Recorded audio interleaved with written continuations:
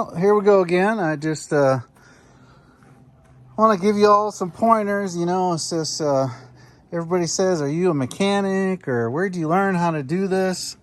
Well, I just grew up poor, that's all. This is my 2000 Hyundai Galloper. You know, when you get something that's in pretty good shape, but you don't know what the history is, you try to do a little bit of maintenance on everything just to give yourself a little bit of peace of mind. The other day I made a video on changing this right here. This is your fuel filter. And changing it out ain't too bad, but I had some comments about why the hell do people change out things and then when they put it back on they over tighten everything and snap bolts and pinch gaskets and, you know, break off the heads of nuts and do all kinds of crazy stuff. But anyways, I'm getting off on a rant, but here we have two things, which is your brake booster and your brake reservoir. And then right here, a lot of this new Pepsi generation doesn't know what this is, but this is your clutch slave cylinder. And they both basically operate on the same fluid, which is your .3 or .4 brake fluid.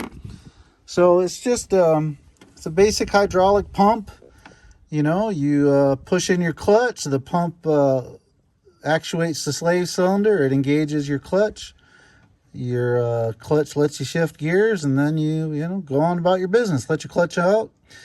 If this little booger right here ever goes bad and you lose your slave cylinder on your clutch, you're really hurting for certain, because you are not doing anything with that clutch until you replace it. Now with a cable, I've jerry-rigged up some things and traded out a cable for another cable, even for a bicycle cable. And I've gotten a truck back on the road that had an old style cable clutch mechanism. But now, even now, for the past 25, 30 years at least, I would say probably even more, we have this hydraulic clutch system. And then you also have this hydraulic, obviously, braking system for your disc brakes. And if you got all 4 discs, that's great. If you got shoes in the back still on an older vehicle and discs in the front, that's great. But I'll just tell you one thing, when it comes to servicing, nobody ever changes out the fluid in either one of these. Never, ever, ever.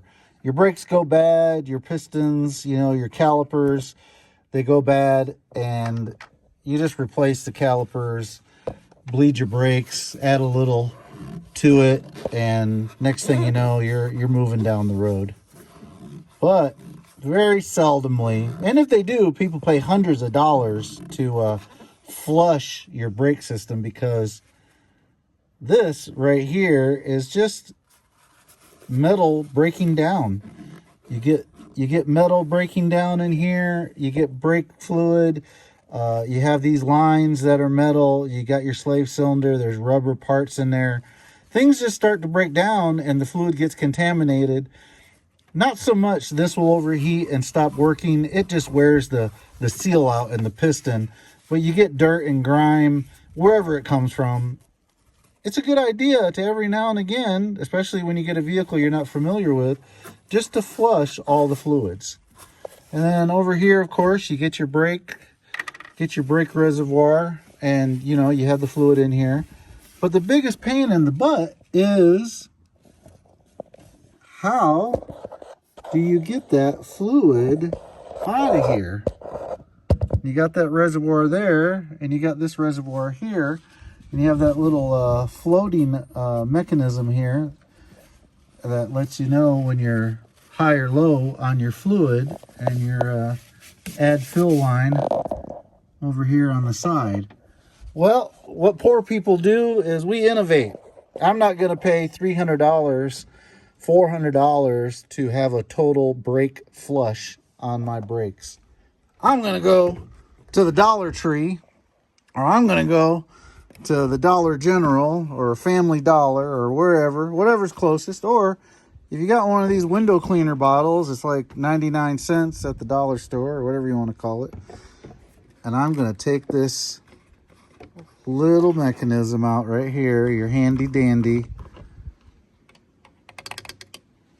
blue squirter, and I'm gonna squirt it out a couple times over here on the ground. Get rid of your ammonia and water solution. Squirt it out. There you go. And then I'm going to use this to poke down in here to the bottom of this reservoir and use my little handy dandy little squirt gun here. Squirt, squirt, squirt, squirt into a little jar. I got me a little milk jug right here. You put your tube, you fish it down to the bottom till you hear it hit. And then you just squirt, squirt, squirt. You got that there? You're done with that? You need to empty this one? 10 minutes, baby. You got all the fluid out. No, I know it's not a full flush. I know it's not a complete system flush, but you got probably 3/4. I'm sorry, probably about a third of a pint of brake fluid in there, and you got probably about, I don't know, 4 ounces of brake fluid in there for your clutch. But it never gets changed. And no, it's not a total flush, but not good lighting here. But man, if I could pour this out into a clear jar, that fluid is black like used motor oil. I'd rather change 85% of what I got in here and 90% of what I got in here. And then as you pump your brakes and as you get through, the old dirty stuff in the lines comes back in, filters back through, goes back into the reservoir. Same thing with your clutch slave cylinder. You don't have any fluid changing. Nobody touches their transmission fluid. They buy the car, they drive it for 100,000 miles, and then they wonder why their transmission goes bad. But you change the oil 5, 10, 20 times. You never change the fluid in your transmission. Same thing with your brake fluid. Nobody ever services their brake reservoir. Nobody services the slave cylinder. And then when their clutch goes out or their booster goes out, you have dirty components in there contaminating everything. Your brakes fade, your components fail. You're like, man, these calipers are expensive. Man, that slave cylinder is a pain in the ass to change. Well, you change 90% of these two, empty this reservoir down, stick a rag in there, get rid of some of the contaminants, clean it out the best you can. This right here, Bosch .4 fluid was 10 bucks. Big old jug. More than enough to fill this and this. Put it in there, swish it around, suck it back out again. Use your 99-cent dollar store squirter here for your window washer and rinse it out. Flush it 3 times. Rinse it out. Squirt it back out again. You've got what? 10 bucks, $1 for your window cleaner, and you flushed these 2 systems, and you probably added another 3, 4, maybe 5 years to these components. I don't know. Could break tomorrow. Could be the next day. But, hey, it's a 25-year-old truck. It's pretty straight. It's paid for. You change the oil, change the fuel filter, you flush out the brake fluid in your slave cylinder and then your master booster there. You're good to go. Just take a little time. Love your vehicle. Do the best to make it last as long as you can. I don't want to hear y'all complaining about, these $1,000 truck payments. Bought this thing and paid cash. Cash money. No $1,000 a month. I tell you what, 10 bucks, 99 cents at the dollar store. You got your little syringe there, got your little pump the fluid out. You're good to go. Just my 2 cents.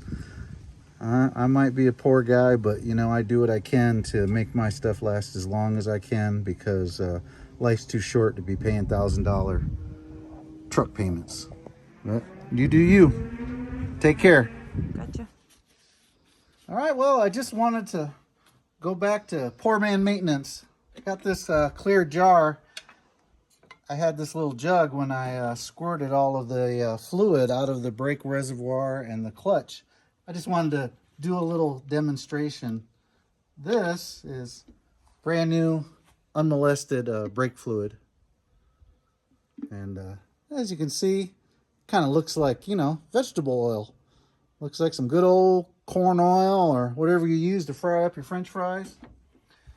This is what I poured out and sucked out with my 99-cent window cleaning solution from the Dollar Tree back home, or from Aldi, wherever you want to get it, into this little jug. And I just wanted to give you all an update. So $10, 99 cents for the little pump, and this is what I got out of the reservoir. Now, after you've fried 10 chickens and 20 pounds of French fries, any of y'all that have worked at McDonald's, that's what it looks like. Well, this is the contaminants and the metal and the rubber and everything else that's inside of there. It's not that much fluid, but after a while it breaks down its thermal properties. It doesn't work as good. The fluid starts to break down. You have these contaminants. It starts to wear. It's like liquid sandpaper.